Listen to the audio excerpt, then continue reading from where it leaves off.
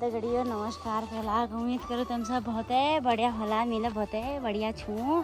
और आज गंगनाथ जी ना मंदिर में छू भंडारा तो मैं जानी हुआ और नहीं जानो कोई नहीं हूँ दगड़ तो।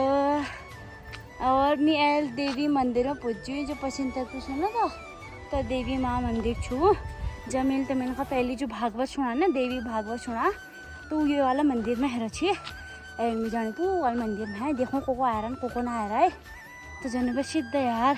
सुहागिन स्त्रियां होंगी ना सुहागिन सौभागिनी विभूषणहीना सौभागिनी विभूषणहीना और विधवन के सिंगार नवीना विधवन के सिंगार नवीना।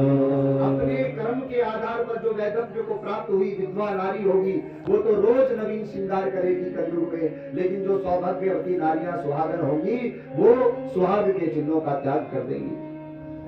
मातु पिता लोग संस्कार से विहीन हो जाएंगे और कलयुग में एक और विशेषता विशेष होगी। क्या होगी? दोष ही समझिए पर विशेषता है कलयुग के लिए। क्या? पत्नी रूपी देवता कहेगा बैठ जा तो बैठ जाएगी बैठ जाएगा, और पत्नी कहे उठ जा तो उठ जाएगा। अन्य में आस्था नहीं रखेगा, ना माता पिता को अपना देव मानेगा ना देवी देवताओं को अपना देव मानेगा। कलयुग का जीव अपनी पत्नी को ही अपना देवता मानेगा। है जी, प्रारंभ हो चुका है, बस आगे आगे देखो होता है क्या।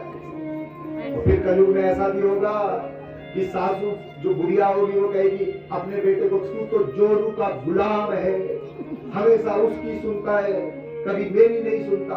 तो बेटा कहेगा माँ जिंदगी भर तो आपको अपने इशारे पर पिताजी को नचवाते देखा और आज जब आपकी बहू मुझे नचाती है तो फिर आपको क्या कष्ट होता है।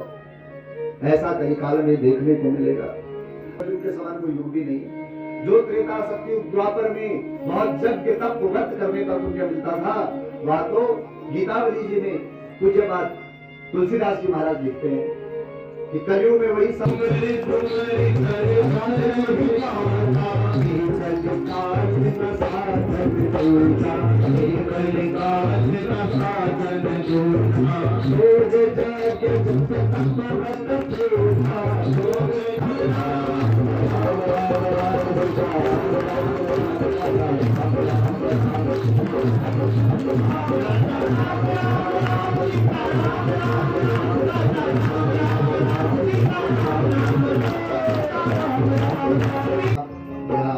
जीवन को सौभाग्य प्राप्त हुआ और आप सभी श्रोताओं के प्रति आभाव की राम जी की कृपा से आपके जीवन में सब प्रकार के दुख दारिद्र्य का नाश हो। भगवती की कृपा सदैव आपके परिवार आपके जीवन में बनी रहे, खूब वंश की वृद्धि हो, धन धान्य से आपका परिवार परिपूर्ण रहे, खूब यश कीर्ति को आपका परिवार प्राप्त करे। इस कामना से आज आप सबको बधाई देते हुए अपनी वाणी को विश्राम पूज्य गुरुदेव से निवेदन कथा सत्र को विसर्जन की ओर ले जाए। जय जय श्री सीताराम, जय जय श्री राधे श्याम सीताराम पूज्य वेद व्यास भगवान की जय हो। हम सब राक्षसों जैसा बर्ताव व्यवहार कर रहे हैं और फिर हम सिर पटक रहे हाय रे हाय मुझे शांति नहीं मिल रही, मैं बड़ा दुखी हूँ। अरे भैया जब तुमने अपने कर्म को ही त्याग दिया, अपने देवी देवताओं को त्याग दिया, साधु महात्माओं का सम्मान करना त्याग दिया, ब्राह्मणों का सम्मान करना त्याग दिया तो सुख शांति कहाँ से आएगा? और भगवान ने गीता में कहा आप अरबपति बन जाओ खरबपति बन जाओ सब कुछ है, लेकिन शांति में तो अशांत कहा सुखम। असंतोषी व्यक्ति कभी सुखी नहीं हो सकता। तो इस राजा को समझाया बहन को कि ये तू मान जा ऐसा मत कर, लेकिन ये नहीं माना क्योंकि जो बेन जैसे दुष्ट लोग शासन पर बैठेंगे तो वहां की प्रजा की दुर्गति होना निश्चित है। शासन सब कुछ कर सकता है, अपराध जिसने किया उसको मृत्यु दंड होना निश्चित है, क्योंकि जो जैसा करता है उसको वैसा ही फल मिलना चाहिए। गीता में भी भगवान ने कहा कि शठम साठम समाश्रय, जो तुम्हारे साथ जैसा करता है उसके साथ वैसा व्यवहार करो। लेकिन लोगों को कुर्सी की चिंता है, जनता की चिंता किसी को नहीं है। और हमारे जो साधु संत हैं वो उपदेश क्या करें, वो तो पहले ही राजनीति में घुसे हुए। जिसके पास 50 लाख की गाड़ी है, सोने चांदी की अंगूठी पहनी है, गले में 1 लाख की चैन है, वो कहता है कि त्यागो बाबा तू भी तो कुछ त्याग।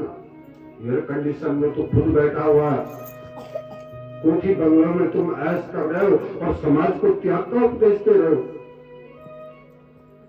इसलिए हमारे देश का कल्याण तब हो सकता है यदि हमारे देश की प्रजा जागृत हो, हम एकजुट होकर के अपने धर्म पर चले। क्या होगा? अभी आप कलयुग का वर्णन सुन रहे थे व्यास जी के मुखारबिंद से। कलयुग में कैसे कैसे लोग होंगे, अपने धर्म को छोड़ करके दूसरे धर्म में जाएंगे।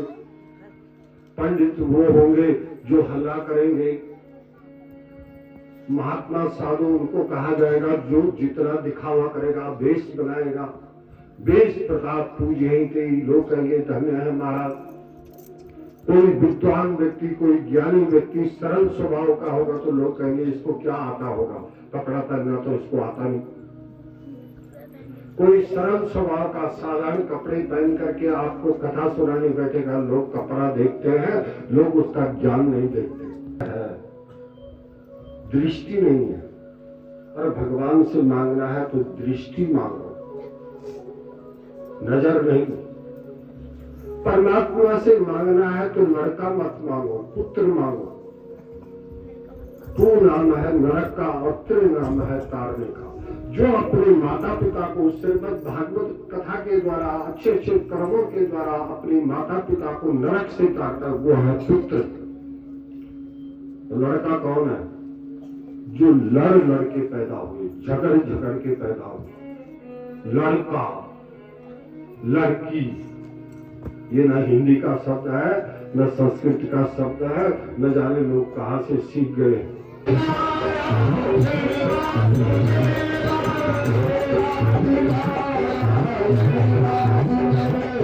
सभी देवताओं का हम आशीर्वाद लेंगे, प्रत्यक्ष हो अप्रत्यक्ष हो, के प्रकार इसी प्रकार से देवी देवता यहाँ के सबका आशीर्वाद इस परिवार को मिले। सुख शांति ऐश्वर्य की वृद्धि हो, अन्न वृद्धि, धन वृद्धि, यश वृद्धि, कृत्य वृद्धि और सारी मनोकामना पूर्ण करें।